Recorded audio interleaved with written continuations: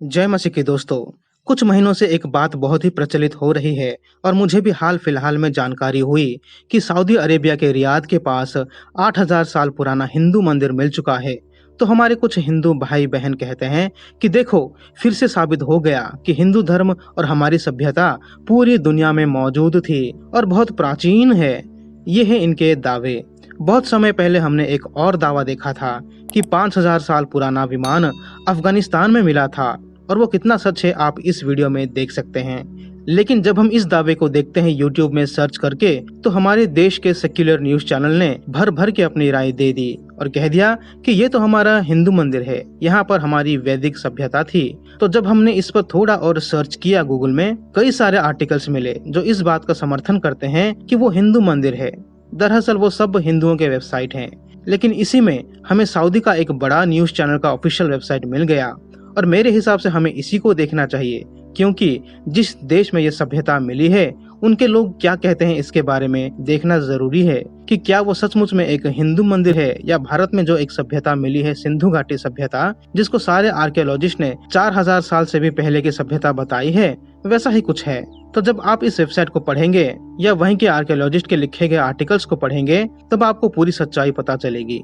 इस जगह को अल्फा कहा गया है और इसकी खुदाई 1970 में सऊदी के किंग साउद यूनिवर्सिटी ने शुरू की थी, जिसको लीड कर रहे हैं प्रोफेसर अब्दुल रहमान अल अंसारी। इसमें टेम्पल्स मिले, लेकिन इन्होंने कहीं भी नहीं कहा कि ये वैदिक मंदिर थे या इस मंदिर से हिंदू धर्म का कुछ लेना देना है, क्योंकि मंदिर तो हर सभ्यता में थी। बाइबल में भी हम देख सकते हैं कि राजा दाऊद ने मंदिर बनाने की कोशिश की थी, लेकिन उनका बेटा सुलेमान ने मंदिर बनवाया। और हम इतिहास में देखते हैं कि मेसोपोटामिया में, इजिप्ट की सभ्यता में भी मंदिर होते थे। इसी तरह से सऊदी में जो मंदिर मिला है उसको इन्होंने अपना हिंदू मंदिर कैसे कह दिया? क्या इस मंदिर में इनके देवी देवताओं के मूर्ति मिले? क्या इसमें शिव, विष्णु या रामकृष्ण के मूर्ति मिले? नहीं। तो किस आधार से ये लोग कह दिए कि ये एक हिंदू मंदिर है? और क्या मिला वहाँ? टूम्ब यानी मकबरा मिले। अब बताइए, दुनिया में पहले से मकबरा कौन बनाते थे और आज भी कौन बनाते हैं? हिंदू या वहीं मिडिल ईस्ट की सभ्यता? और क्या मिला? ग्रेवयार्ड यानी कब्र मिले। क्या हिंदू दफनाते थे? हम सब जानते हैं कि पुराने सभ्यताओं में, जिसमें यहूदी सभ्यता भी शामिल है, वो दफनाते हैं। और आज क्रिश्चियंस और मुसलमान अपने मरे हुए लोगों को दफनाते हैं, क्योंकि वो शुरू से ही अपने मरने वालों को दफनाते थे। तो क्या मैं ये मानूं कि ये किसी यहूदियों की साइट है? मानो क्या? और सबसे आश्चर्य की बात यह है कि जो डेट दिया गया है 8000 साल, ये सभी चीजों के लिए नहीं कहा गया है। वहाँ जो पॉटरी मिली है, जो लिखावट मिली है, जो अस्त्र शस्त्र मिले हैं, जो बेदी मिले हैं, सभी का डेट 8000 साल नहीं है। 8000 साल इसलिए कहा गया है क्योंकि इसमें नियोलिथिक पीरियड, जिसे हिंदी में नवपाषाण काल कहा गया है, उसके भी सबूत मिले हैं। और क्योंकि नवपाषाण काल 8000 साल पहले था, इसीलिए इस जगह को 8000 साल पुराना कहा गया। इसका मतलब ये नहीं कि वहाँ जितने भी चीजें मिली वो सभी नवपाषाण काल के हैं। वहाँ जो लिखावट मिली वो पढ़ा जा चुका है, जबकि हमारे यहाँ के सिंधु घाटी के सभ्यता की लिपि या भाषा आज तक पढ़ी नहीं गई है। और मैं मानता हूँ आज से 4000 साल पहले दुनिया के सभी बड़ी बड़ी सभ्यता लिखना पढ़ना जानती थी, जिनमें मेसोपोटामिया की सभ्यता है, सिंधु घाटी की सभ्यता है, इजिप्ट की सभ्यता थी, और यहाँ रियाद में भी मिल चुका है एक और सभ्यता। तो वहाँ बहुत सारे पत्थरों से बने हुए आर्ट मिले हैं और इंस्क्रिप्शन, लिखावट मिली है, जिसको पढ़ा जा चुका है।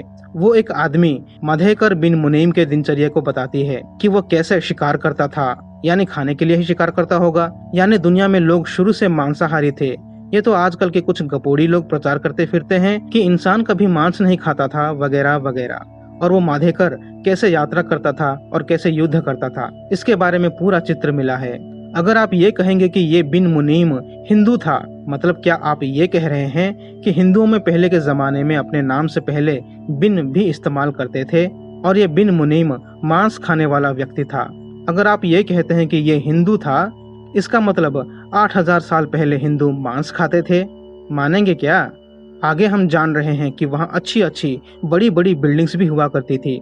वहाँ लोग व्यापार करते थे और जो बाहर से आने वाले व्यापारी थे उनके लिए विश्राम करने के लिए भी जगह बनी हुई थी। यहाँ सभी लोगों के लिए सुख सुविधा के लिए बिल्डिंग्स भी बनी हुई थी। आगे हमें पता चलता है कि वहाँ पानी को इस्तेमाल करने के लिए अलग अलग टेक्निक्स थी। वो खेती वेती भी करते थे।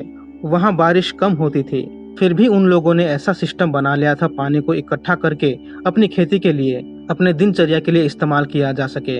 और ऐसे ही प्रमाण हमारे भारत के सिंधु घाटी सभ्यता में भी मिले। इसका मतलब वहाँ के लोग यहाँ आते होंगे और यहाँ के लोग वहाँ जाते होंगे। इससे एक और बात साबित होती है कि उस समय भी लोग एक दूसरे से कनेक्ट थे, अपना ज्ञान, अपना टेक्निक शेयर करते होंगे। इसीलिए तो हर पुरानी सभ्यता में बहुत सारे कॉमन चीजें मिल रही है। तो जो 8000 साल दिया गया है इस जगह का, वो है नवपाषाण युग, यानी पत्थर के युग।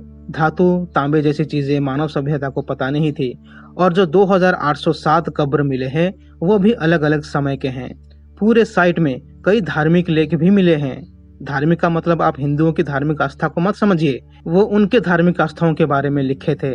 हर सभ्यता में वो किसी ना किसी को पूजते थे। जैसे यहाँ कुल देवता के नाम से प्रचलित है, इजिप्ट में, ग्रीक में भी अलग अलग गॉड्स या डेमी गॉड्स होते हैं, वैसे ही इन लोगों का गॉड या देवता था। तो इसको दिखा के ये लोग कहते हैं कि वहाँ हिंदू मंदिर मिला। अगर आप कहते हैं कि ये आपका हिंदू मंदिर है, तो आप उस मंदिर के देवता या भगवान का नाम ही बता देते।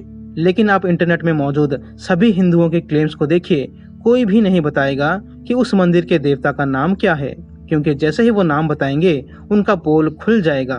ये तो मेहरबानी है उन पढ़े लिखे व्यक्तियों की कि उन्होंने अपने देवता का नाम लिख दिया, वरना आज के लोग तो इसे हिंदू मंदिर स्थापित भी कर देते। और सबसे बड़ा खुलासा ये है कि उनके देवता का नाम था कहल। वहाँ जो इंस्क्रिप्शन मिले उसमें उनके देवता का नाम कहल लिखा गया है, जिससे उन्होंने एक अच्छा काम कर दिया कि भविष्य में कोई भी धोखेबाज उनके सभ्यता को चुरा ना ले। अगर ये लोग हिंदू थे तो दिखाइए अपने किसी भी धार्मिक ग्रंथ में कहल नाम के देवता और उसकी क्या कहानी है, कौन थे और कहाँ रहते थे, पूरा डिटेल्स दिखाना पड़ेगा। और भी वहाँ कई सारे इंस्क्रिप्शन मिले जो वहाँ के लोगों के बारे में बताती है कि वो कौन थे, उनके नाम कैसे होते थे, वगैरह वगैरह। जब आप उनका पूरा रिपोर्ट पढ़ेंगे तो आप जान पाएंगे कि वो जगह और हिंदुओं के बीच किसी भी पॉइंट में समानता नहीं है। वो अलग थे और हिंदू अलग हैं। तो जब भी दुनिया में कहीं पर भी खुदाई होती है या कुछ भी मिलता है, तो कुछ लोग क्या करते हैं कि वो अपने हिंदू धर्म को वहां पर घुसा देते हैं कि देखो, सऊदी में हिंदू मंदिर मिला, अमेरिका में हिंदू देवता मिले, इजिप्ट में हिंदू देवता मिले, यहाँ तक कि सिंधु घाटी सभ्यता को भी हिंदू धर्म से जोड़ने की कोशिश की जा चुकी है। लेकिन शुक्र है कि वहाँ कोई भी मंदिर नहीं मिला, वरना ये लोग और क्या क्या झूठ प्रचारित करते यही जानते हैं। आज के लिए बस इतना ही दोस्तों, मिलते हैं अगले वीडियो में। धन्यवाद।